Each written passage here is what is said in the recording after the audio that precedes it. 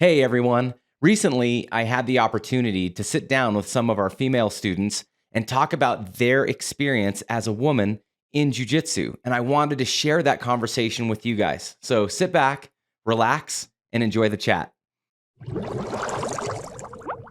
What sparked your interest in jiu-jitsu and how'd you hear about it?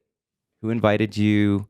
What were your first impressions? Actually, Kellen's little brother passed away, and you hosted that like open mat sort of thing for Nico, the role. And I had very little experience. I had done a few things for sure, but it wasn't like a big part of my life. And then we did that, and it kind of just changed for me to actually see some of the things that I was capable of doing. It mostly just came out of wanting to spend time with my husband, and then just continuing on with that, and then really learning my capabilities, like that I was able to do certain things that he was able to do. And that was really cool. So I have a boxing background predominantly, and it was actually one of my boxing friends that went there for a little bit, and he invited me, and then he ended up not staying, which whatever, but I stayed. But you stayed. It was something, a different level of challenge, because with boxing you have different combinations and different things, but it seemed like I was at a steady place, and I couldn't really get that mental power breakthrough that I was really craving. But the challenge of jiu-jitsu, it's what made me stick around, and how it has continued to impact my life on and off the mats. It's been amazing. I don't know. I didn't want to do it at all. Oh, you didn't? No, I had no interest at all. Wow. A friend obviously got me in there, hated it. I went to one class and I was like, I'm not going. And I just went to the gym to do a workout, and I walked by the room, and Raiden actually saw me. He's like, "Oh, you're coming to class." I was like, no, no, I'm not. And then after like 10 minutes of convincing, I was like, okay, fine, I'll try it one more time. And again, I hated it. I was like, I'm not doing this. And I think I hated it because I was uncomfortable and I wasn't good at it. I like being good at things. I was so out of my comfort zone. I was like, I hate this. And then he's like, just come 5 more times. Then if you don't like it, don't ever come again. And I was like, perfect.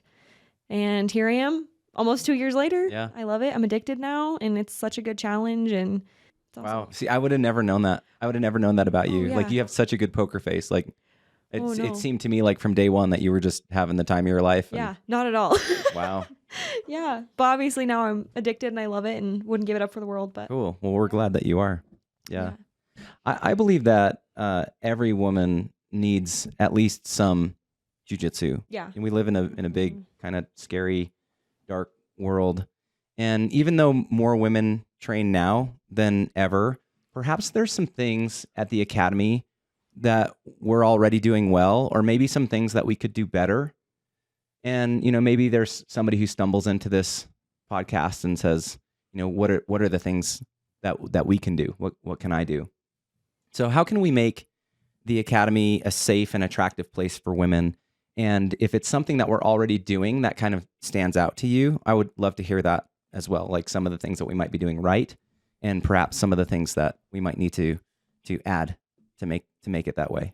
I think one of the biggest impacts that I've seen is the professorship and just the culture in general, the other people having conversations with newer people that, hey, this is not a dating scene. These women are here to learn to protect themselves and to grow, and this is not where you ask them out on a date or, make them feel uncomfortable. So I think that just the general comfort level for newer women coming in is really good. It is very inviting, and it's safe. And I think one of the big things that made me super attracted to it is there's been different times where we're going over technique or something, and it's like, if you're doing this in a tournament, this is what you do. But if you're self-defense, this is how you apply it in the streets. And to me, that was really helpful, and it gave me a lot of confidence. I mean, I have 2 young boys, so it helped me feel safer being able to go with them. And I don't know, late at night, if we're leaving somewhere, like I don't have to always be looking over my shoulder. Also, when we have somebody that comes in, maybe they have a hurt shoulder or whatever. I mean, it's always what they're able to do. I don't feel bad if I have to do girl push-ups or, whatever the case may be. Right. It's very non-judgmental. And if there were anybody that I didn't feel comfortable going with, which that's not a thing, and I've never had that.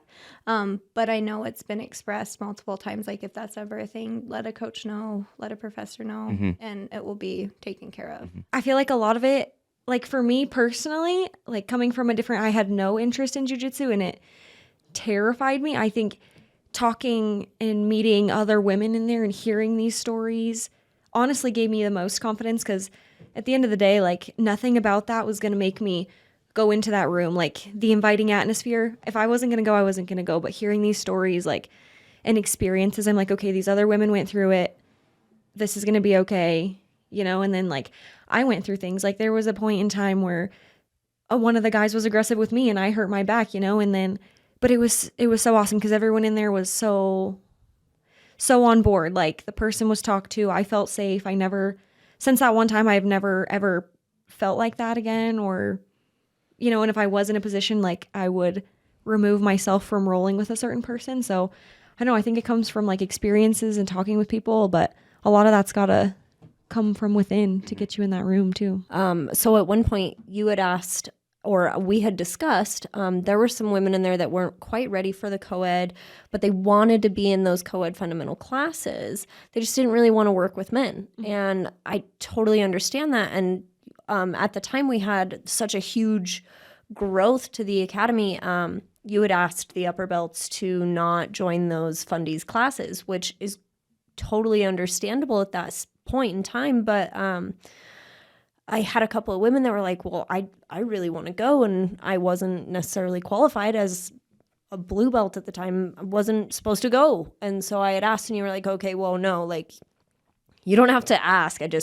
If there's a woman in there that needs a partner, be there for them. And I was like, okay, sweet. And so I think that made it really good for a lot of ladies. Just make sure that, you have those women that are regularly attending and let them know that like, hey, we need you. Or I guess as a woman, being able to reach out to these newer ladies that come in and just say, hey, no matter what it is, I want you to grow in this. So I'm going to be there. I'm going to, text me, share numbers. If you're not on like the messaging app like we are, you can share phone numbers and say, hey, text me if you need a partner and we'll meet up or whatever. So I think that was a super great thing, is just make sure there's ladies there. That was a challenge for the academy. We had this moment that felt like just total explosive growth, and we're like, we don't know what to do with all these people. Yeah. That was a real challenge, but you ladies really stepped up, and appreciate all the help and all the effort. I know it wasn't easy, and sometimes when you get a lot of explosive growth, you get a lot of rowdy people, both guys and girls. Who, like, we don't have time to develop them in culture, and they just kind of come in just as they are, and we all got kind of trust our jiu-jitsu, kind of to bring the environment back down where it needs to be. Yeah. But I think once you get established in your training, you realize that you're part of something bigger, that you're part of a brotherhood or a sisterhood. And it feels, I think, the academy feels so much bigger than just me or like the sum of us. It feels like we're part of something bigger. You guys agree with that? Yeah. How does it make you feel to be part of such a close-knit community of like-minded individuals? I was very welcomed when I first started by the men that were there, and it was really cool to just feel like friends. I mean, Ty is my husband's best friend, even after he moved away and everything. But before that, he was a friend of mine as well. And it was just cool to be able to have these people to rely upon. Raiden was a great friend to me. Now, though, that we've grown this women's culture, some of these ladies have definitely become some of my very best friends. And we've hung out outside of jiu-jitsu, and Becky's hosted fun little tie-dye parties and things like that. And but being able to have that connection. There's a connection in jiu-jitsu when you're swapping sweat with somebody, you know, when you're getting that close in somebody's bubble, just being so personal, and really learning new things and all of the things that come along with it. It's so close and so intimate. And you don't really realize that that's happening until you actually walk into the room and you're like, oh, this person is here today. Oh, yes, I'm so excited to see Megan. Like, yay. I also have these ladies for when I'm feeling like super crushed. You know, you walk into the locker room and sometimes it's just been like that really hard day. And it just hurts sometimes. That sisterhood is like needed. So going from not really having that family, those people, to having so many people that I know I can call on a moment's notice for anything, not just jiu-jitsu wise, is, I mean, it's incredible. I don't think it's so much that all these different people randomly found each other. I feel like we have shaped and grown each other, living by the pillars and just being there for each other and sharing how our day is and other things like that. It's not something that's by chance. It's very much so continuing to evolve over time. And you talked about culture earlier, and I think that's one thing that is very apparent, that we have a set, welcoming way that we view life in general, moral and growth and change, and there's no room for pride. There's no room for ego. It's very humbling to become part of such a supportive family. And it's kind of hard to express in words, but I'd be lost without it 100%. Yeah. I definitely, when I walked in there, I wasn't expecting to create the bonds and the friendships that I did with everyone, you know, like I've done so many things at the gym, like yoga, CrossFit, everything, you know, you guys do it and then you get on with your day. But in here, like, you know, I've, like Becky said, everyone's living by the pillars. We're all, I mean, for the most part, everyone's living by these certain standards and we can all relate to each other, and it's just awesome. And we're all super like-minded, which is absolutely insane almost, you know, and we just create these awesome bonds, and that's something I definitely would have never expected. And if you try to explain that to anyone outside of that room, they don't get it. They're like, oh, yeah, but you just can't. You have to be in there. You have to live it. And I think that's so special too, because no one else gets it but us in that room. Mm-hmm. And it is so amazing. When I've talked to other individuals in the academy and they share how it's changed their life, and it's like you connect on a whole different level of, yeah, I used to make these choices, or I used to hang out with these people, or, you know, this is what we did, but it's like, it's not attractive to do anymore. It's just, it's like contagious. It is. The vibe is so contagious, and wanting to do better and be better. And oh yeah, I don't know. It's amazing. So, oh yeah, I think jiu-jitsu's made me 100% a better person, and like the people around me making themselves better makes me want to be better. Like, I think a year ago, I had a whole different friend group. My friends were partiers, drinkers, and they're still doing that right now. And I'm sitting down here with my favorite people who are so like-minded, and I could not be more thankful, and I wouldn't want to be literally any other place. So Becky had said, like, you can't be, you can't have pride and these things. So what occurred to me when you were saying that too is that as women, that we also cannot be vain. And I think that is really, really cool. I grew up as a very vain person, and believe it or not, for these podcasters and people watching this video, I never looked like this. This is like a Sunday thing. So that's it. But like in jiu-jitsu, in the gym, right? Like you walk in there, if I'm wearing this much makeup, I'm going to ruin everybody's gi. yeah, You know, and then I have to give them the recipe on how to clean said gi. And so anyways, but that's I think a huge thing. Like there's no vanity. There's no like, oh, I got to make sure my makeup's good. I got to make sure my gi fits well. Nobody looks good in a gi. Like Nobody's butt looks great in a gi. Nobody's waist fits perfectly. Like it just puts you on this level playing field, and I think that's awesome. We all start somewhere. Right? Everybody starts somewhere. You had experience. You didn't have experience, right? You were like, you hated it. Yeah. Like we all started somewhere, right? And you guys have heard me talk about how much courage it takes to cross the threshold. Think back to the first time that you guys were coming, first week, first month.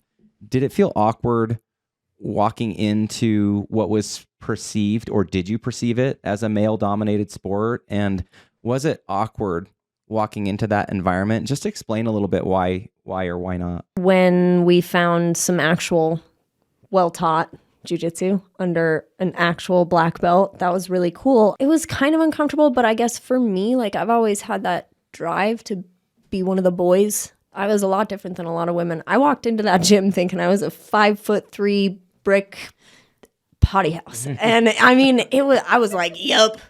And so for me, like jiu-jitsu was super humbling. It was uncomfortable, but no one ever made it awkward. I would say the most awkward thing was trying to learn how to hip out. Some of those things they're really intimidating. And the thing that was really cool though was even when it was really hard to do, it was very encouraging to hear nobody's good at this. Like you're not born being good at this. Mm-hmm. Like everybody has to develop and grow. And so it was better for me to hear that nobody was good at it, and the encouragement went far. But as far as it being awkward, it wasn't ever awkward. Yeah, I thought it was the most awkward thing I have ever done in my entire life. 10 out of 10. Didn't like it. I was like, this is not fun. And again, I was like, I think I don't like being not good at things as well. Mm-hmm. But no, I was super uncomfortable. I would say probably for the first month, super uncomfortable. But I think it was like the ladies grabbing me and like walking me through things. It made me feel so much comfort. But then 1 month in, like my whole world changed. And then all of a sudden I'm like trying to pick the biggest guy in the room. And I'm like, oh my gosh, like who can I take down now? Or like if someone attacks me, it's going to be a giant dude. So why not pick the biggest guy in the room and start practicing there, Yeah. So, I mean, it didn't take long to get over it. But yeah, at first, no, I hated it. But yeah, it didn't take long to get over at all. There's also some of those like awkward moments for sure that have happened. I have put my hand in a place that I didn't really want before unintentionally during a roll, and I've had hands in places that I don't think were intentional, and that's awkward. But usually, again, coming back to that culture, like with the right people, it's either like oh, sorry, and like you're done and that's it, never even mentions it again, or it's like, hey, I just wanted to let you know, like I'm super sorry about that, And plus, like, regardless of who you go with, I mean, we're learning how to kill people, basically. Yeah. So right. I don't really think about anything other than surviving or what have you. I mean, True. It's not where my mind is, and I don't think it's where anybody else's mind is. Like when you go into that room and you're rolling with people, hands are going to go places, whatever. I'm not worried about that. I think my main concern half the time is, am I going to fart if someone puts their knee on my stomach? And that's what I'm thinking about the whole time in Randori. I'm not thinking about anything else. I thought you were going to talk about my thumb in your mouth. It wasn't my toe. It was your toe. I have had Becky's toe in my mouth so many times. So, sometimes jiu-jitsu can seem a bit scary. It can seem like a kind of a scary place, right? Especially for those who are more timid or more introverted. So how do you deal with overly aggressive teammates or those you get paired off with who haven't really developed a safe game yet? I've definitely come across a lot of those people before. Big guys. We had a guy come in. He was a wrestler, and he came in and bro just put the bricks in his shoulder and just laid them on me. And I was like, I can't do, you understand? You're like 15,000 times stronger than me, right? Like you're way out strengthened me. And so that was that. But there's been other times now as an upper belt that, well, for one, when they can't beat me, they just don't really like that. And I do let them know, like, hey, you're being really strong. Jiu-jitsu is not about muscle. But I'm not a shy person again. So for me, it's like, hey, don't do that. And then in like my ladies classes, I let them know, hey, look for the dude with the little red stripe or the black belt. Look for those other people. Talk to them about who you want to work with, and or make sure that you find the darkest belt in the room. Maybe when I first started, I was more, I don't know, in self-defense mode, where I would just like kind of show up and not really work as much. But I don't think there's too many people that are that way. And when I do come across it, I'll do the same thing. I'll say, okay, you should not do that. That's unsafe. Like, don't roll me over backwards over my knees. That's going to hurt. And I'll just say, like, you can talk to professors if you don't, know the right thing to do, but that's not it. Or this is rude, no body triangles, please.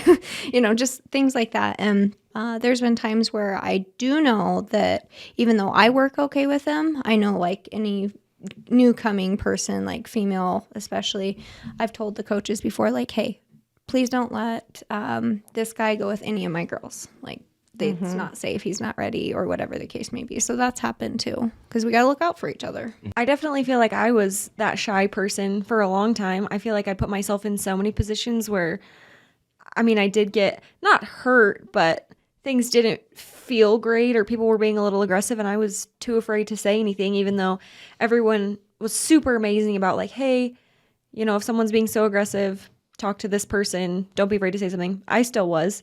It took a long time. I think that was like something I had to overcome too. Like you just have to learn it, and that comes with self-confidence on the mats, and you find it eventually.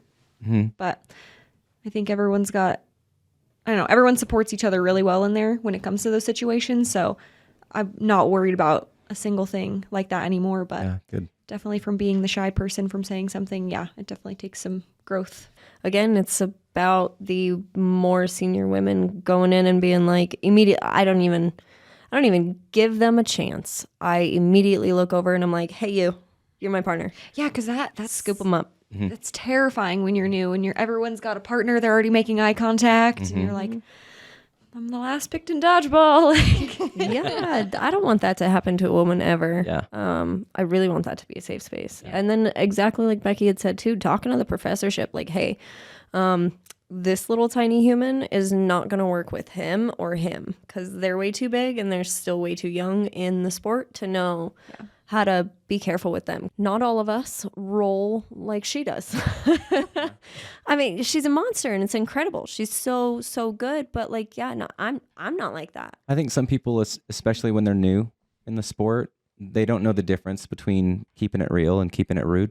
And so they're like, well, if in real life I would do this. There's a whole different world of real life that both players would do. Yeah, if this was a real, if I was really scrapping for my life right now. So at our academy, we work really hard to intentionally create a safe and fun environment. So how would it make you feel if the professorship allowed the academy to become a dating pool? I've had my experiences in there, and I immediately had a conversation with you, and it's never been a problem since. Like, everyone in there, it's really stood up for in there, and it's such a safe environment, and you feel it. That's not even a question. It would never even happen. It's not a thing. And if it was even a question of being a thing, it wouldn't be the culture that we have. So there's not a place for it.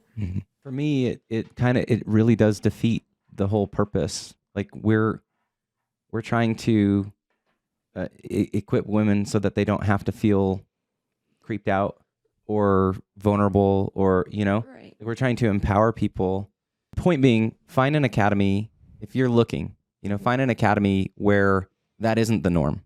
Well, and I think you said it perfectly one time too. You said we're all doing the same sport. We're all like-minded people. Of course, there may be some attraction here or there, but it's our job to recognize that we're brothers and sisters in that room. And I think that's really pushed, and I really appreciate that about our academy. Like, we are a huge family there. And we all just got to recognize that. What advice do you have for a woman who's considering jiu-jitsu?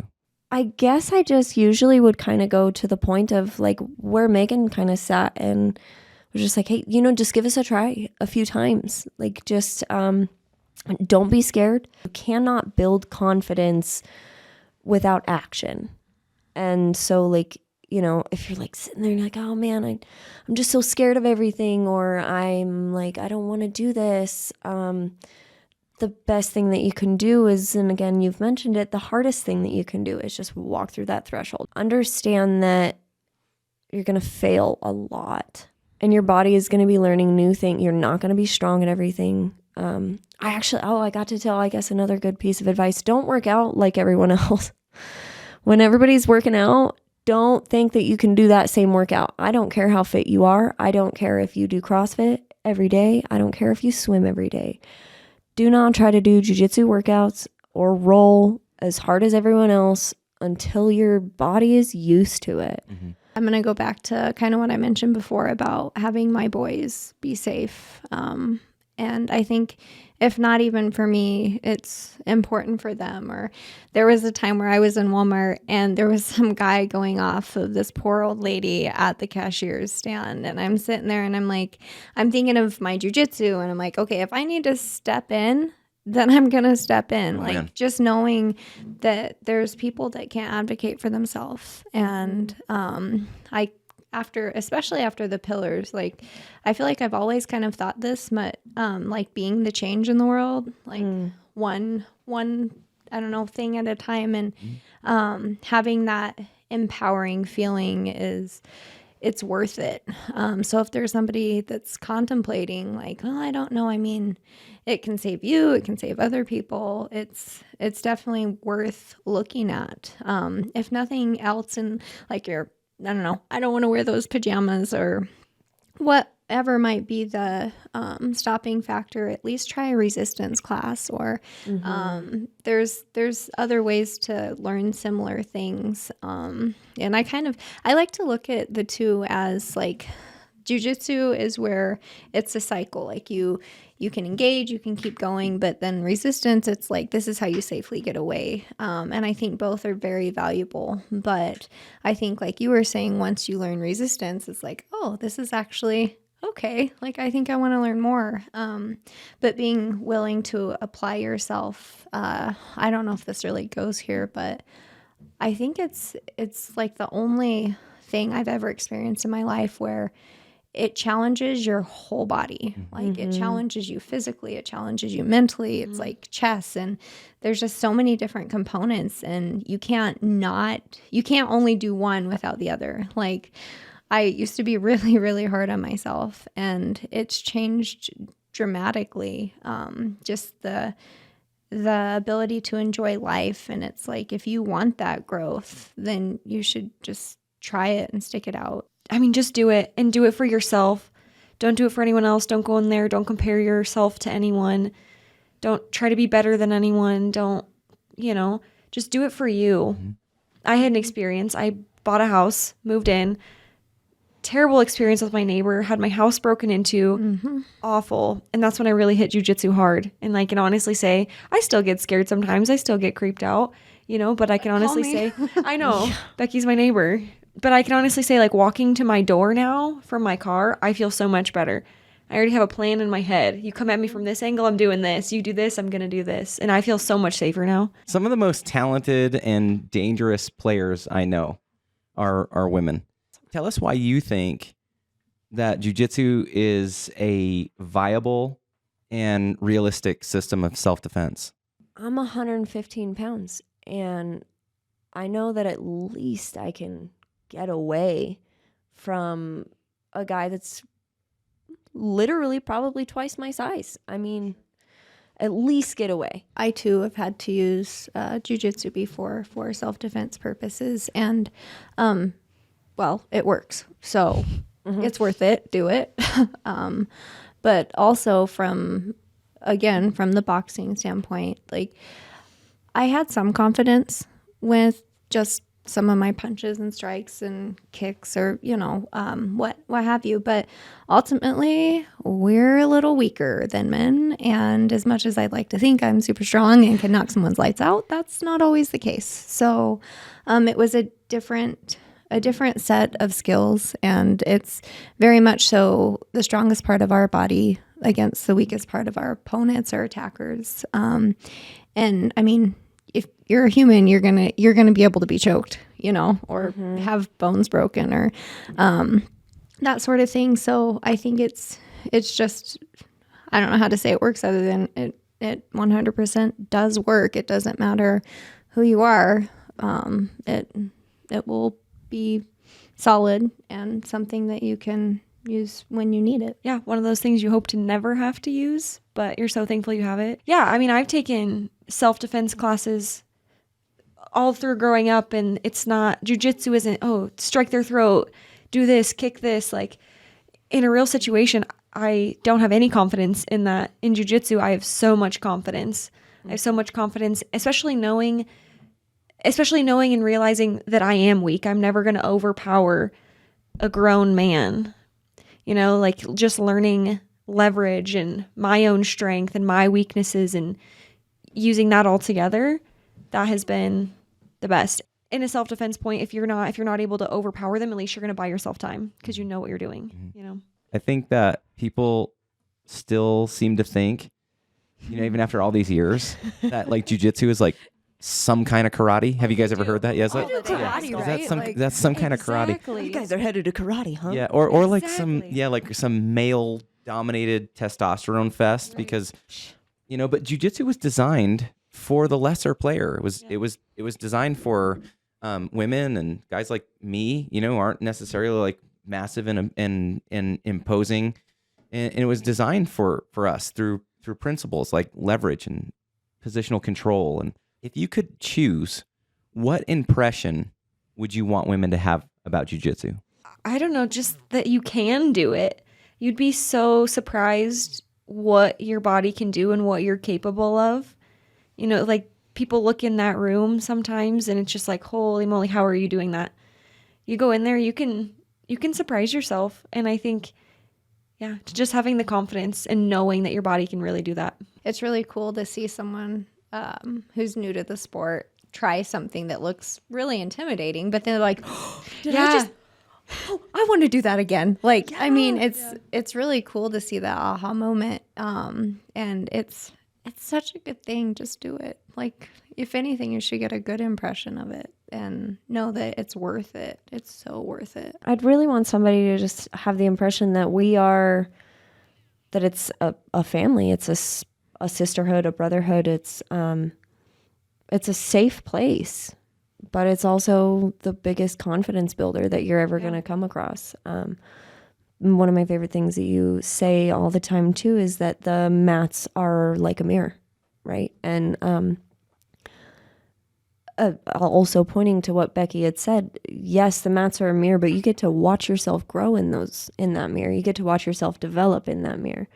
It's not just being in there watching yourself grow. It's watching yourself grow in literally every other aspect of your life. It's like when I was hard on myself in jiu-jitsu, it transferred to me noticing I am not nice to myself. It's life-changing to see that when you start changing on the mats, you also start changing in life, and it's reflective. And it's just so crazy to see. And those pillars that you have to have in jiu-jitsu, you have to have it out of jiu-jitsu. And then you start to develop yourself to be a whole new person. You're definitely just happier.